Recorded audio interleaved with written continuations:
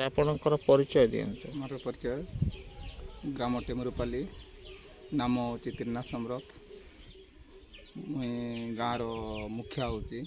ଆଉ ସାର୍ ଆଉ ଗୋଟେ କଥା ସାର୍, ଯେଉଁ ଆପଣ ଆଉ ଗାଁ ବାଲା ସମସ୍ତେ ମିଶିକିରି ଯେଉଁ ସରପଞ୍ଚ ସମସ୍ତ ନିଜେ ମିଶିକି ଯେଉଁ ଫଣ୍ଡ ଯେଉଁ କରୁଛନ୍ତି ରାସ୍ତା କାମ କଲେ ସାର୍, ତା ବିଷୟରେ ଆପଣ କ'ଣ କହିବେ? ମୁଇଁ ସେ ବିଷୟରେ କହୁଛି। କନ୍ୟାସଠୁ କଂସାରପୁଟ ଆମର ହେଉଛି ବହୁତ ଖର୍ଚ୍ଚ ଆମର ଫଣ୍ଡରେ ଯେଉଁଟା ଥିଲା ଗାଁର ଯେଉଁଟା ଖର୍ଚ୍ଚ କଲୁ ସେ କିଛି ହେଲା। ଆମେ ପ୍ରଶାସନକୁ ଜଣାଇଲେ ବି ପ୍ରଶାସନ କିଛି କଲେ ନାହିଁ।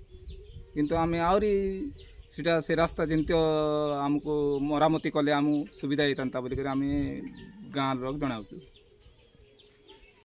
ଦେଖନ୍ତୁ, ଗ୍ରାମ ପଞ୍ଚାୟତ ଟେମୁରୁପାଲି, କଂସାରପୁଟ ଗ୍ରାମ, କଲୋନୀ ଚକ୍ ଟୁ କଂସାରପୁଟ ଗୋଟେ ଆର୍ଡି ରାସ୍ତା ଅଛି 3 କିଲୋମିଟର। ପ୍ରଶାସନକୁ ଆମେ ଜଣାଇଲା ପରେ ମଧ୍ୟ କିଛି ଗୋଟେ ଅନୁମୋଦନ କଲେ ନାହିଁ।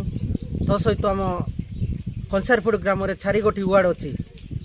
କଂସାରପୁଟ, ଦୁର୍ମାଗୁଡ଼ା, ବେଡ଼ମଗୁଡ଼ା, ସୁନାପଦର ମିଶିକି ଗୋଟେ 4 ଗୋଟି ୱାର୍ଡ଼ ଅଛି। ସେଇ ୱାର୍ଡ଼ର ଜନସାଧାରଣ ପଞ୍ଚାୟତ ଅଫିସ୍ ଆସିବା ପାଇଁ ବହୁତ ଅସୁବିଧାରେ ଭୋଗୁଥିଲେ।